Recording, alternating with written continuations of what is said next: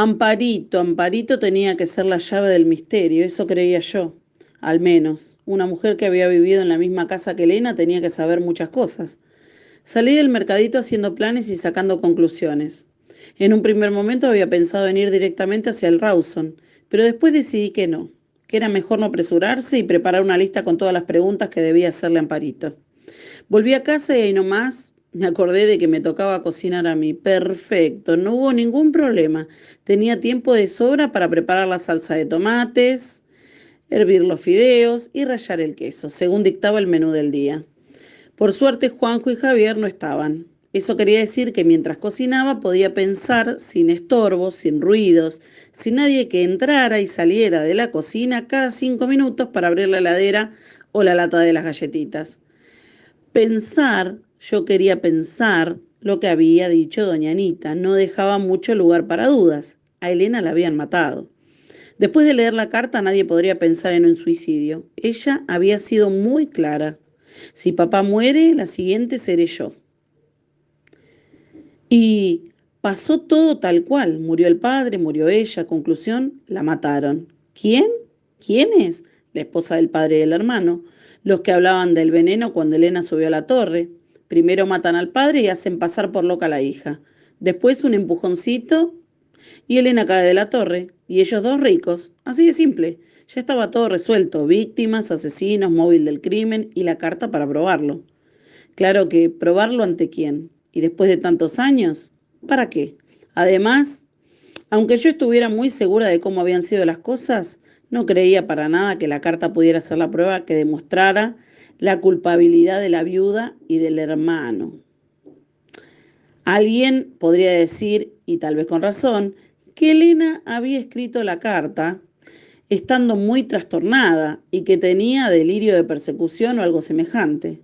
Y además, y sobre todo, ¿a quién podría interesarle descubrir la verdad de algo que pasó hace tanto tiempo? Y aunque era obvio que a mí sí me interesaba, ¿quién era yo para meterme donde nadie me había llamado?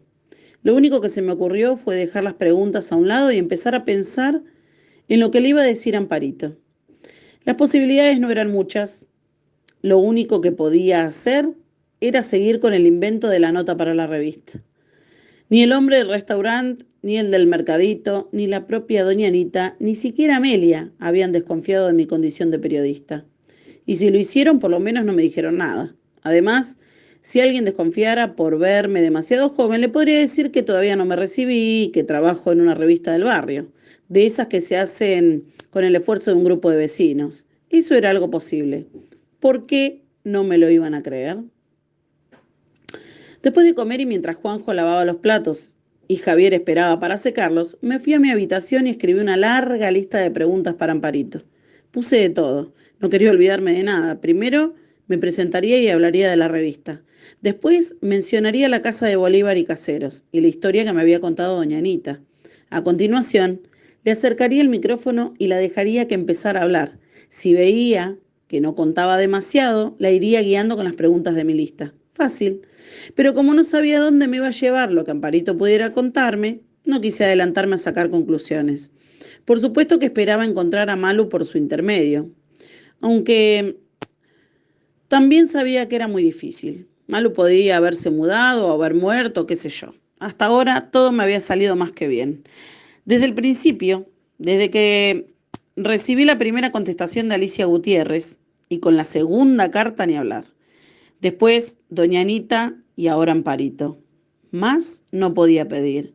Ya había terminado la lista de las preguntas y estaba tratando de imaginarme cómo sería Amparito, cuando Juanjo golpeó la puerta de mi habitación para avisarme que empezaba mi telenovelón de las 4. No lo podía creer.